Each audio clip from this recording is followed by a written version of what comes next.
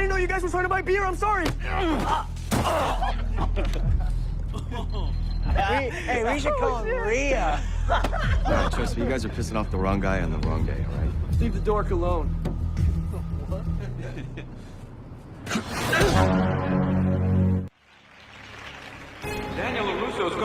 Film diawali pada tahun 1984, di mana saat itu sedang diadakan sebuah turnamen karate open. Saat itu adalah pertandingan antara Johnny Lawrence dan juga Daniel LaRusso, yang seperti kita tahu bahwa kaki Daniel saat itu sedang sakit. Saat itu Johnny Lawrence mulai terdesak, namun saat itu gurunya Johnny menyuruh agar Johnny mematahkan kaki Daniel.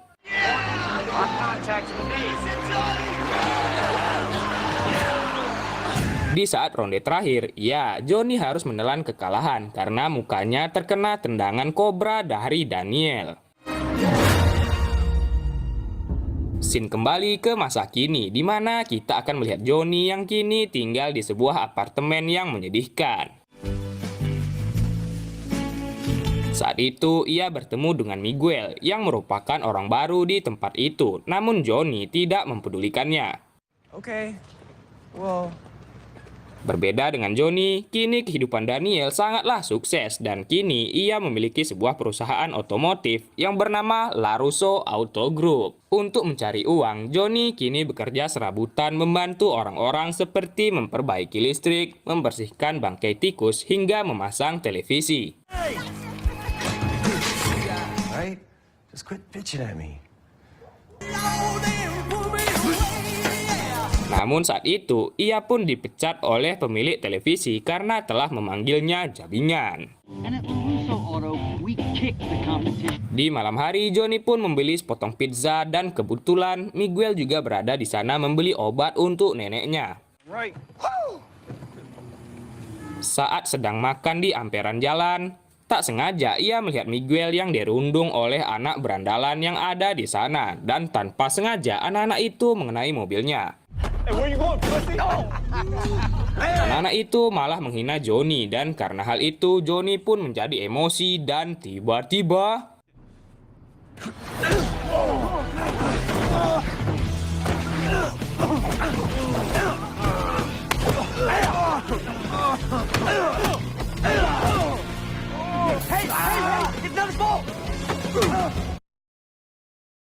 Johnny pun kembali dari kantor polisi karena dituduh sedang menghajar anak-anak. Di apartemen, Miguel pun meminta kepada Johnny untuk melatihnya berkarate agar ia bisa menjaga diri. Namun Johnny menolaknya dengan alasan ia sudah tidak berkarate lagi. Di kamarnya, Johnny malah bertemu dengan ayah tirinya yang sangat menyebalkan. Ayah tirinya ini telah berjanji kepada ibunya Johnny untuk menjaga Johnny selamanya. Namun saat itu, ayah Johnny ini berencana untuk membatalkan janji itu dengan memberikan Johnny uang. Namun, Johnny menolaknya.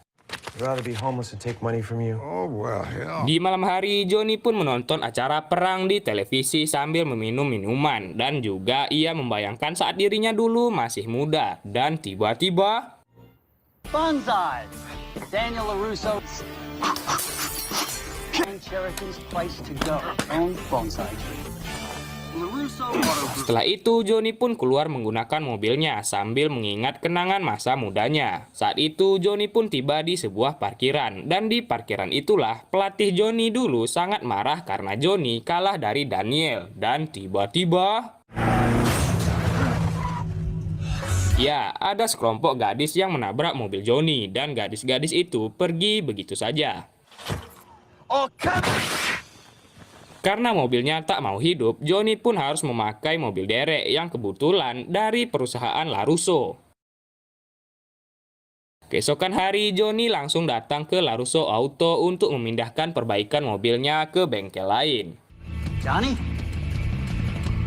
Saat ingin pulang, Daniel pun memanggilnya dan Daniel pun mengenalkannya kepada para anak buahnya. Saat itu, setelah melihat keadaan Johnny, Daniel pun menggratiskan biaya reparasi mobil Johnny dan karena tak ada pilihan lain, Johnny pun menerimanya. Yang mengejutkan adalah bocah yang menabrak mobil Johnny tadi merupakan anak Daniel.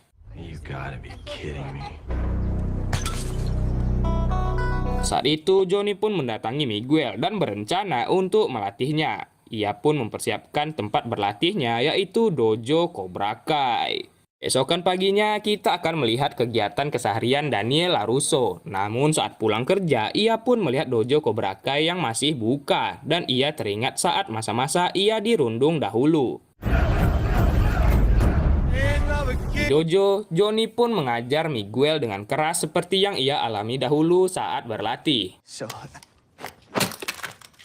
not anymore. Johnny juga mengajarkan bahwa Miguel harus menyerang lebih dulu agar bisa menang. Setelah itu, tiba-tiba datang seseorang dari Departemen Kesehatan dan ia mau agar dojo ini menjadi bersih agar Johnny tidak diusir. Cool rattlesnake. It's a cobra. Di sisi lain, di sebuah klub, Daniel menyuruh anaknya agar tidak terus menghabiskan waktunya bermain game. Namun tentu saja anaknya lebih memilih game. Hey, you still kicking that competition? Daniel pun berbicara kepada istrinya tentang Johnny yang kembali membuka dojo Cobra Kai. Sebagai pelajaran pertama, Miguel disuruh untuk merapikan dan membersihkan dojo. What does any of this have to do with karate, Sensei? Miguel ternyata tak dibolehkan terlibat dalam kekerasan apapun oleh ibunya dan Miguel tak begitu mengenal ayahnya. Change that ringtone. Get some Guns N' Roses or something. What's Di sisi lain, kita akan melihat anak perempuan Daniel yang bernama Samantha dan ia membuat pesta di rumah tanpa sepengetahuan Daniel. What the hell's going on here?